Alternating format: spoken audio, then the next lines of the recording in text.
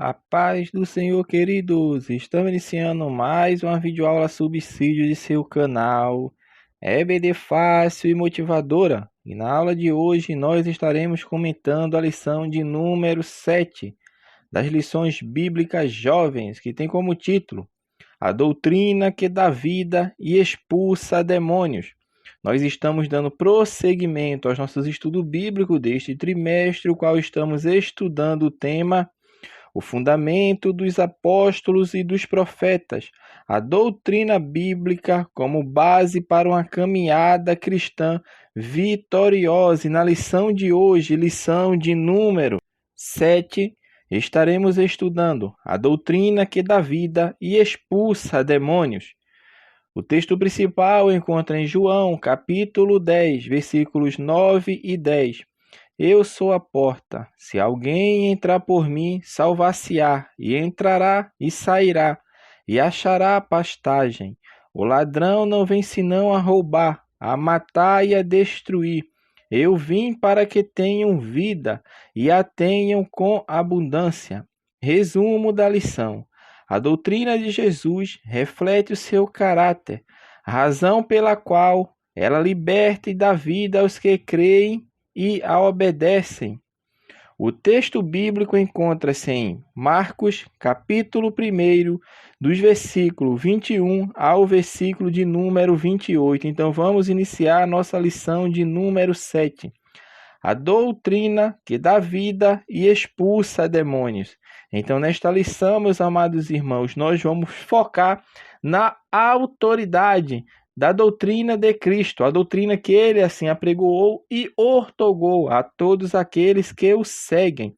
Então, meu irmão, para Jesus, ele via isso de forma muito clara, que doutrina e obras não são dimensões opostas e nem separadas, andam junto, a doutrina de Cristo e as suas obras andam juntos. As obras que Jesus realizou, que o crente realiza, revelam o seu caráter, assim como as obras de Cristo revelou o caráter dele, sempre tendo o objetivo de glorificar a Deus. Então, as marcas que foi deixada pelas obras de Cristo são bem expostas pela sua doutrina. E é isto que nós vamos falar nesta lição. Por isso o autor começa o tópico primeiro falando sobre a autoridade da doutrina de Cristo.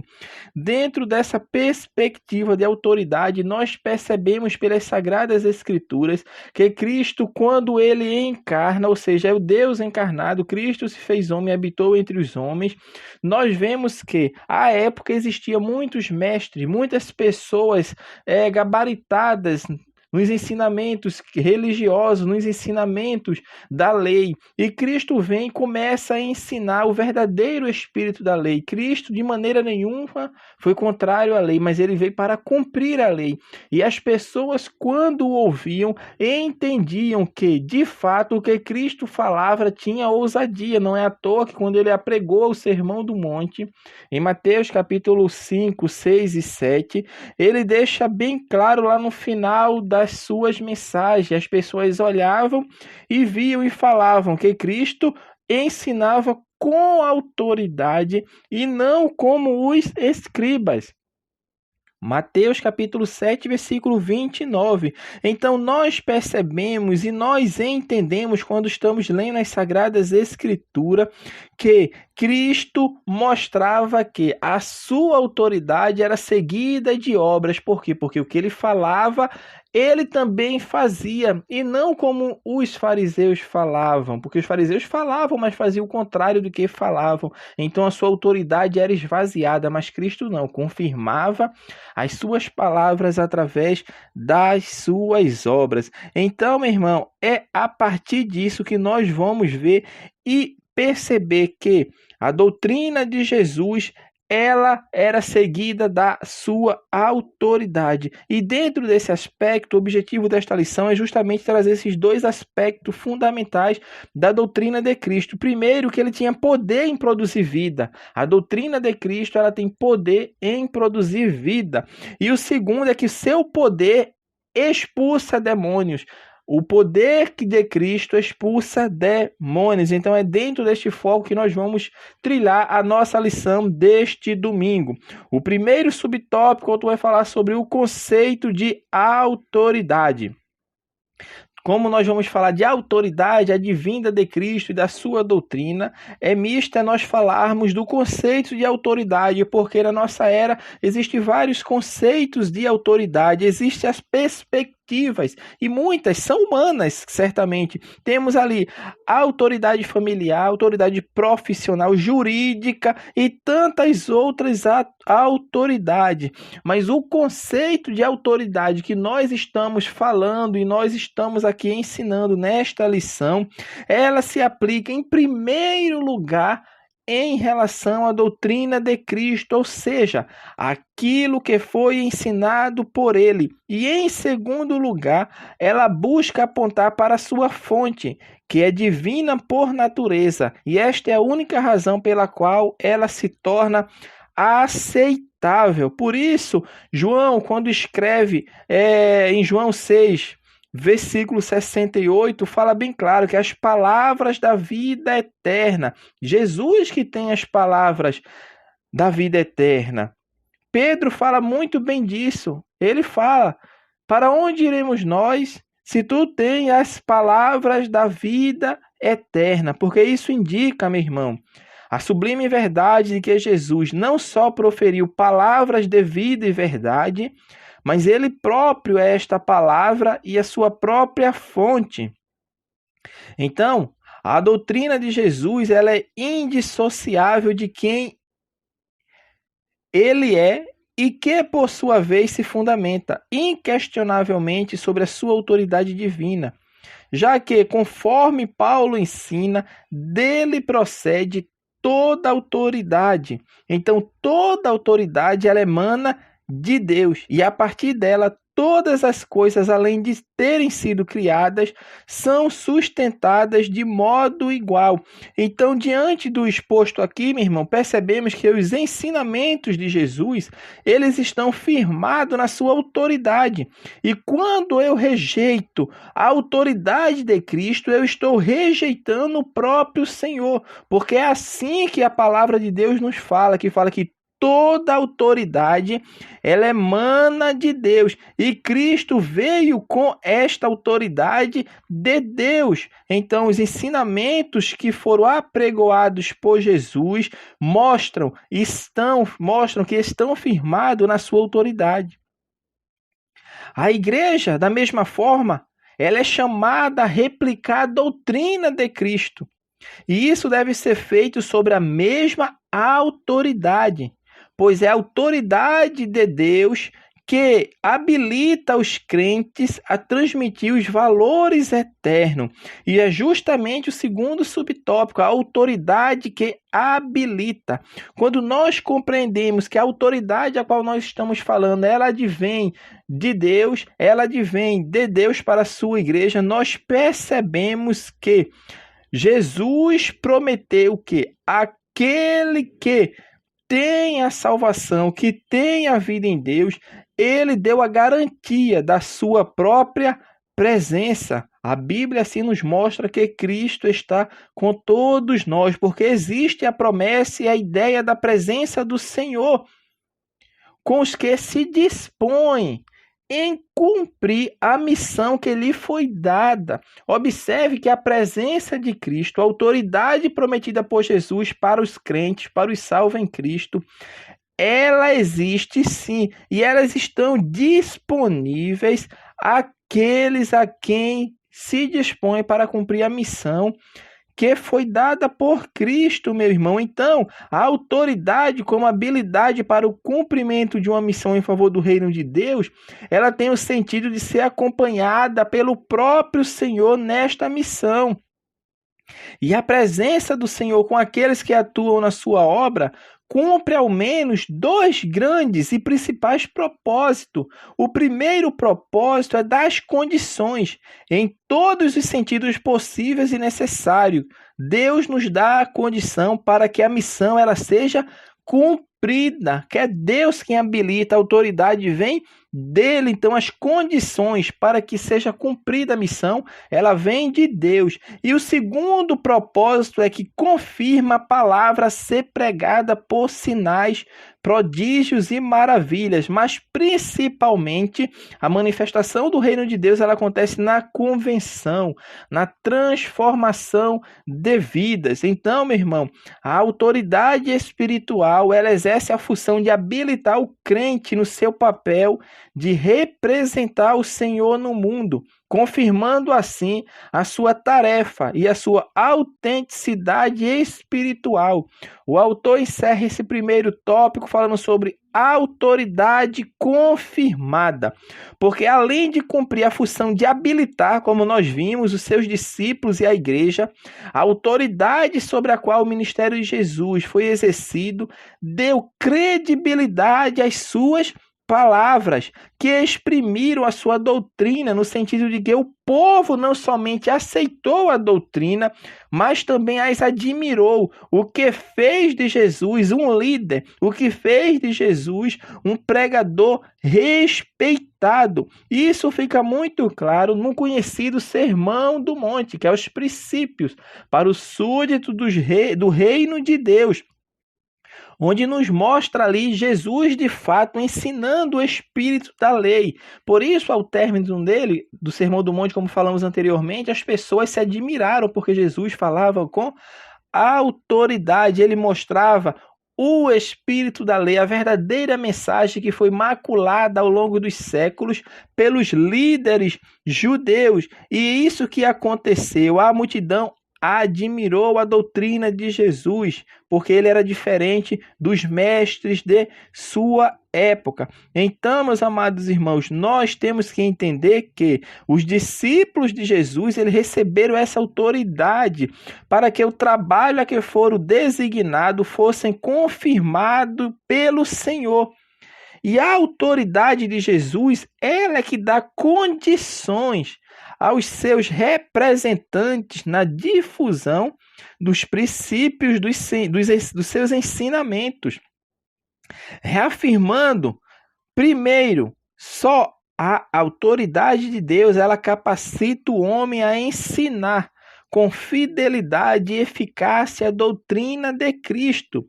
É somente a autoridade de Deus que capacita, meu irmão, a pessoa a ministrar e a ensinar com fidelidade e eficiência.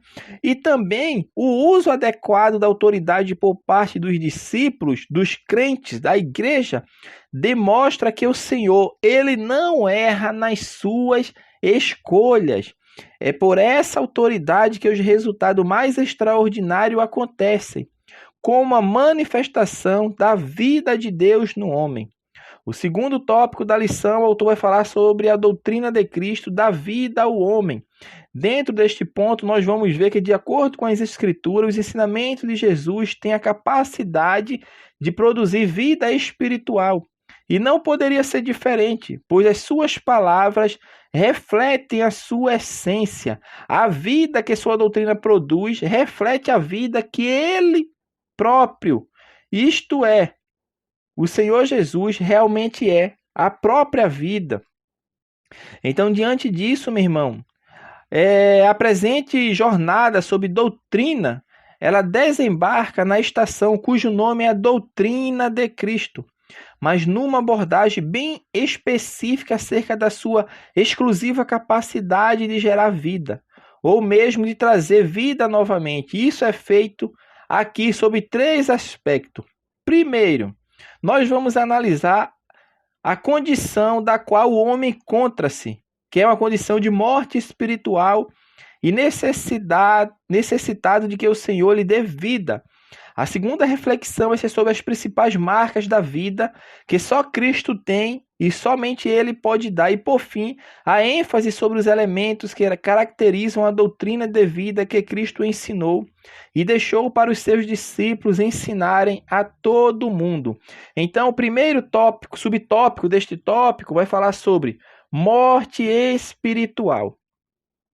Nós vemos nas Sagradas Escrituras, no livro de Gênesis, o livro do início, que Deus ali cria o ser humano e o homem ele é feito alma vivente. E o mesmo livro, ou seja, de Gênesis, vai contar que Adão e Eva eles foram advertidos que caso ele desobedecesse a ordem divina e comessem do fruto proibido, Deus falou: certamente vocês morrerão. Observe, meu irmão, que desde o início, vida e morte elas estão presentes na relação do homem com Deus. E o texto bíblico ele evidencia o fato de que a vida era uma maravilhosa realidade para o ser humano. Por quê? Porque enquanto a morte não entra na vida do ser humano, pelo menos naquele momento, era uma assustadora possibilidade, já que, depois da desobediência, o que aconteceu, lamentavelmente, se tornou uma triste e inevitável realidade. A morte ela pode ser analisada sob diferentes pontos de vista, como, por exemplo, a morte física ou a morte figurada, que aponta para o fim de algum projeto, ao fim de sonhos ou coisas semelhantes. Entretanto, a nossa análise aqui para a nossa proposta é a que se volta para a principal e a mais trágica das mortes, que é a morte espiritual, cuja causa principal é inquestionavelmente o pecado do homem, que é caracterizado principalmente pela rebelião, desobediência e independência de Deus. Mas nós estamos falando de morte espiritual, que é o tópico aqui do subtópico, esse subtópico. Mas afinal de contas, o que quer dizer a expressão morte espiritual? Nas Sagradas Escrituras, a palavra de Deus nos deixa muito claro que morte espiritual é a condição do ser humano sem Deus em sua vida. E isto não é algo que veio com a nova aliança, não. Já na antiga aliança, os autores bíblicos apresentavam marcas da morte espiritual, ainda que figuradamente. Isaías capítulo 9, versículo 2, e Ezequiel, o capítulo 37, mostra de forma bem clara ali marcas dessa morte espiritual de forma figurada. Entretanto, no Novo Testamento, nós vemos conceitos nas palavras do próprio Jesus, como se vê nas suas constatações, nas suas declarações sobre o estado espiritual da morte, na quais os líderes religiosos de Israel encontravam-se nos seus dias. Jesus, certa vez, registrou, isso está registrado no livro de Mateus, capítulo 8, versículo 22, ele fala: segue-me e deixa os mortos sepultar os seus mortos. O Jesus estava falando de que ali, meu irmão? Observe que ele está falando: deixe os mortos sepultar os seus mortos. Se está morto, o morto não tem atividade, mas ele fala: deixa os mortos sepultar os seus mortos. O que ele estava falando? Ele estava falando de pessoas que estão à parte do reino de Deus, pessoas que estão mortas espiritualmente, que é o tema deste tópico aqui. Então, as palavras de Jesus, meu irmão, que por si só são suficientemente capazes de confirmar essa realidade e o sentido de morte espiritual. Paulo trata a respeito disso em Efésios capítulo 2, dos versículo 1 ao versículo de número 3. Ele mostra de forma bem clara que o homem afastado de Deus, ele é considerado como morto. E a principal razão disso está no seu afastamento, ou ainda na sua separação de Deus. E é justamente nessa condição de morte espiritual em que o homem leva a sua vida desconectada do seu Criador, sem que os seus princípios sejam-lhes válidos e aplicáveis. Ele pratica tudo que contraria a palavra de Deus, rejeitando a sua vontade. Afinal de contas, meu irmão, o padrão a ser seguido por ele é o deste mundo, que por natureza é contrário a Deus e a sua lei, tornando desta forma um homem desobediente, carnal e passivo da ira divina. Então a morte espiritual ela coloca o homem em condição de inimigo de Deus, pois o tal pratica o que desonra e contraria ao Senhor. E só o Espírito de Cristo pode reverter tal situação, oferecendo a sua própria vida. Por isso o autor continua falando sobre a vida de Cristo, porque falar da vida de Cristo é falar dele mesmo, pois ele é vida. Sendo assim, falar da sua vida é o mesmo que falar a respeito de tudo que as Escrituras escrevem, não somente ao seu respeito, mas até mesmo das histórias mais trágicas, pois em tudo é possível notar a presença da sua vida na busca de resgatar o homem que se perdeu na sua própria desobediência a Deus. E foi justamente isso que Cristo fez, para reverter essa condição de morte espiritual, ao qual a humanidade estava mergulhada, estava destinada, que Deus envia Jesus Cristo. Através de seu sacrifício, da sua morte, da sua entrega, no seu desprendimento e no seu interesse, ele tinha o desejo de ver o bem do ser humano. E foi isso que ele fez. Por isso, fala que eu sou bom pastor ele dá vida pelas suas ovelhas. Então foi assim que Cristo fez, que revertendo a condição de morte espiritual em que se encontrava o homem, ele mostra o caminho para a salvação. E essa conquista foi fruto da reconciliação adquirida pelo sofrimento de Cristo. Então, o salvo em Cristo, ele tem uma nova vida, e essa nova vida foi Cristo quem pavimentou o caminho, e ele oferece essa nova vida a todos quanto aceitarem. Por isto, o convite é lançado, a oportunidade é dada a todos os seres humanos para que eles venham a fazer parte do reino de Deus, porque quem aceita a Cristo, ele tem uma nova vida, e esta nova vida ela não é demonstrada somente nas obras, mas nos novos desejos, nas novas ideias, que tudo agora passa a ser pautado nos princípios da santidade de Deus. As obras, elas apenas refletem essa nova vida produzida neste novo homem, cuja finalidade agora é a de glorificar a Deus, que por meio do Espírito Santo lhe deu a vida de Cristo. E esta vida é doutrina de vida. Nós falamos, Jesus é a vida. E este é o último subtópico, que fala que as palavras de Jesus não são somente vida. Jesus é a própria vida. Nos seus ensinamentos, ele geralmente falou sobre vida. Jesus é o mais que falou sobre vida, porque o tema sobre vida ela é parte, meu irmão, inseparável da doutrina de Jesus, não somente pela importância, a verdade e a necessidade do tema, mas principalmente porque ao falar sobre vida, o Senhor estava falando dele mesmo.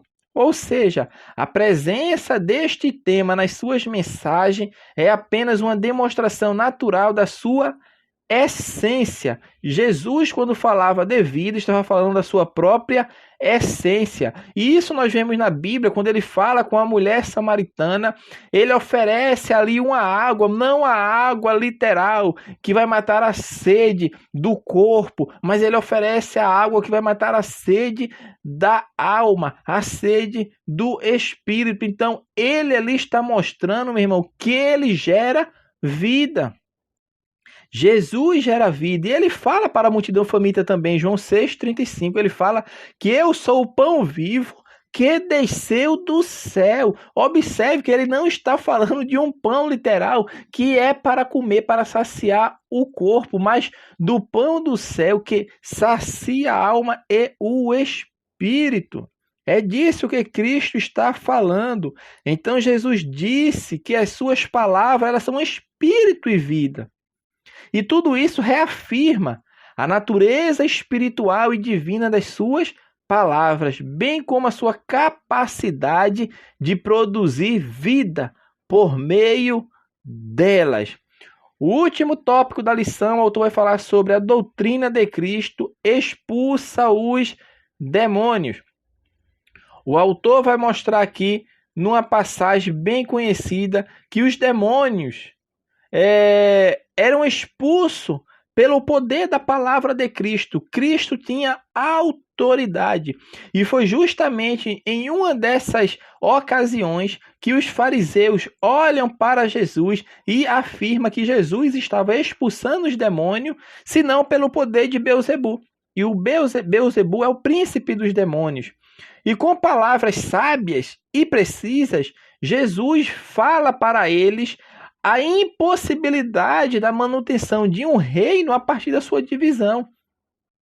Além de mostrar que a única forma pela qual demônios podem ser expulsos é através da presença de um superior a eles. Isso está em Mateus capítulo 12, versículo 24 ao 29. Então é isso que Jesus está mostrando. Se ele expulsa demônios, é porque quem está ordenando é superior a eles. E Jesus estava referindo-se a quem? A ele próprio. A ele próprio, o versículo 29 de Mateus 12 fala: ou como pode alguém entrar na casa do homem valente e furtar os seus bens, se primeiro não manietar o valente, saqueando então a sua casa? Meu irmão, Jesus estava falando justamente disso. Então, quando afirmamos que a doutrina de Cristo ela expulsa demônios, isso não é para causar estranheza em nenhum crente, pois essa afirmação está apenas refletindo externamente uma realidade interna de dois reinos que se opõem entre si. Primeiro subtópico, o autor fala a doutrina de Cristo e as suas obras. Tudo que nós refletimos até aqui já deve deixar muito claro que é um erro grave dissociar as obras de Jesus de quem ele é. Porque a doutrina de Cristo, ela anda de mão dadas com as suas obras. Então, de que forma se pode resumir o propósito da vinda de Jesus ao mundo de forma encarnada? A Bíblia responde isso. 1 João capítulo 3, versículo 8. Quem pratica o pecado é do diabo, porque o diabo vive pecando desde o princípio. Para isto, o Filho de Deus se manifestou, para desfazer as obras do diabo. Jesus se manifestou para desfazer as obras do diabo. E o diabo atua, meu irmão, desde sempre, sempre no sentido de se opor a Deus e de induzir pessoas para o caminho da rebelião, para o caminho da desobediência, e isso traz consequências para o ser humano. Mas Jesus vem e se manifesta no sentido contrário disso. Ele caminha e age no sentido de cumprir a vontade de Deus, em opor-se às obras do diabo, que só destrói e causam danos.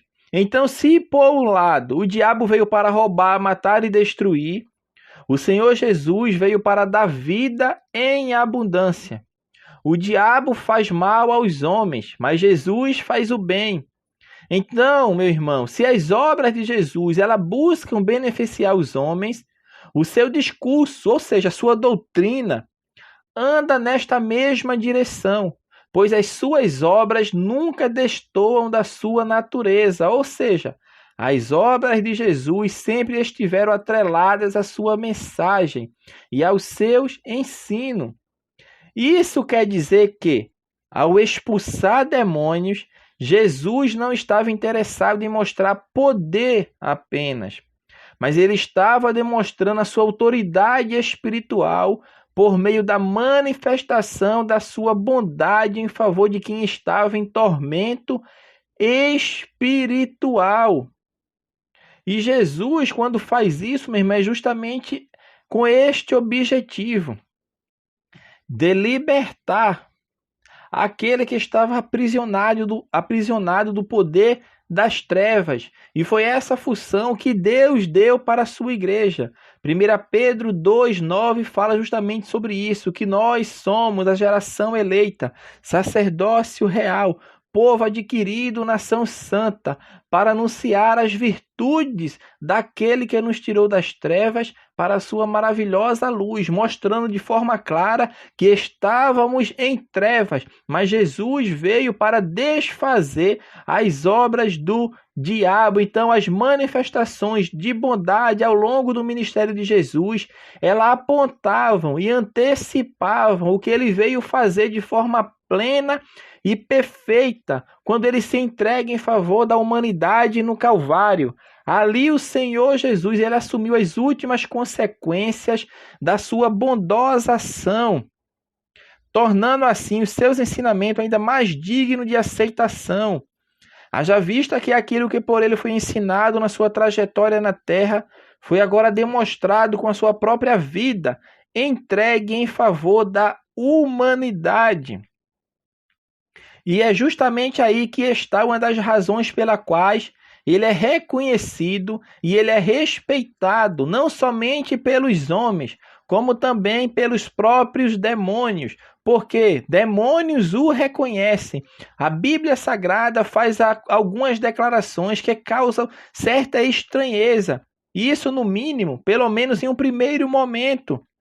Tiago, capítulo 2, versículo 19, fala que os demônios o creem e estremece. Entretanto, meu irmão, o que está escrito em forma de doutrina por Tiago, nos evangelhos, é possível encontrar registros históricos que confirmam o fato de que, por mais incrível que possa parecer, os demônios eles não só conhecem a Jesus, como também eles têm consciência sobre a sua natureza, da sua divindade, razão pela qual eles respeitam Jesus. Eles respeitam. É impressionante perceber o quão Jesus é respeitado no reino espiritual. Pois isso é muito citado, principalmente ali quando Jesus expulsa ali o demônio, aquela legião que estava sobre aquele endemoniado em Gadara. Os demônios que aprisionavam estavam atormentando aqueles homens. Além deles terem percebido a chegada de Jesus, eles reconheceram Jesus ao ponto de reverenciá-los. Não é que os demônios estavam adorando, não. Os demônios reconheciam, porque os demônios espirituais, os demônios que agem contra o reino de Deus, eles recebem, eles são forçados, vamos falar assim. É um reconhecimento forçado dos espíritos imundos diante de um homem com a superioridade de Jesus. O fato é que, independentemente do sentido e propósito de os demônios prostrarem-se diante de Jesus, conclui-se que os demônios, eles submetem-se e respeitam tanto a Jesus quanto a sua autoridade. E por isso, quando expulso por eles, tem de obedecer-lhe. O autor encerra a lição, falando sobre os demônios são expulsos. Porque a expulsão de demônios, quando Jesus se manifesta, não era uma novidade para os discípulos. Porque eles já estavam acompanhando Jesus e tinham visto os vários feitos que Jesus executava. E como isso se tornou comum no seu ministério. Mas aqui nós estamos querendo mostrar para os irmãos que há um relato bíblico em que se percebe a admiração dos discípulos, não pela sujeição dos demônios em si, mas porque ao cumprirem uma missão recebida de Jesus, eles também puderam expulsar demônios na autoridade do nome dele. Lucas 10, versículo 17, tá? Isto que eu estou falando. A autoridade não era dos discípulos, mas no nome daquele que os enviara. Pois conforme se tem percebido ao longo desta reflexão, o domínio de Jesus sobre os demônios vem da sua natureza e autoridade divina. Os demônios, eles reconhecem aqueles que têm autoridade de Deus. Em Atos, capítulo 19, versículo 13 a 16, confirma essa verdade, pois os demônios afirmavam que conheciam a Paulo, que conheciam a Jesus, mas não conheciam os filhos de Cefas. Porque eles tentaram expulsar os demônios, o demônio que estava naquele homem. E o demônio se a senhoria dele. Eram 5 filhos, e pega 2 e deixa eles nus, e eles saem correndo desesperados. O demônio falou que conheciam a Paulo e a Jesus, mas esses homens eles não conheciam. Porque quem está investido de autoridade de Deus, os demônios eles se submetem. Por isso Cristo outorgou a autoridade para seus discípulos e para a sua igreja, meu irmão. É a autoridade que está sobre a vida do crente que faz com que os demônios sejam expulsos pelo poder do nome de Jesus. Porque quem deu, quem enviou, quem incumbiu foi Cristo. E aquele que enviou, ele concedeu poder espiritual sobre as hostes do mal. Porque era para isso que ele nos outorgou essa missão. Para anunciar as virtudes de Deus, que nos tirou das trevas e nos colocou na sua maravilhosa luz. E este poder que estava sobre Cristo, que estava sobre os discípulos, agora está sobre a sua igreja. Então, meus amados irmãos, assim nós estamos encerrando esta lição de número 7. A doutrina que dá vida e expulsa demônios. Que Deus abençoe os irmãos e até a nossa próxima aula, se assim o Senhor permitir.